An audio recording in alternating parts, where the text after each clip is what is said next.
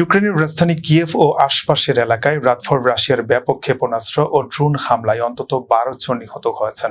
আহত হয়েছেন আরও ৩৩ জন। স্থানীয় কর্তৃপক্ষ জানিয়েছে হামলায় বেশ কয়েকটি আবাসিক ভবন, একটি শিশু হাসপাতাল, চিকিৎসা কেন্দ্র ও শিক্ষা প্রতিষ্ঠান ক্ষতিগ্রস্ত হয়েছে। সুলুমিয়ানস্কি এলাকায় একটি শিশু হাসপাতালের জানালার কাচ ভেঙে যায় এবং কয়েকটি গাড়িতে আগুন ধরে যায়।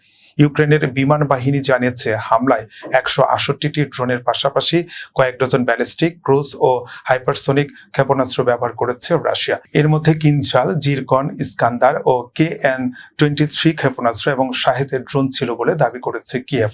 কিয়েভের কাছের ব্রুভারিজ জেলাতেও হামলায় একজন নিহত ও একজন আহত হয়েছেন। ক্ষতিগ্রস্ত হয়েছে একটি শিল্প স্থাপনা। হামলার কারণে সতর্ক অবস্থানে যায় প্রতিবেশী পোল্যান্ড।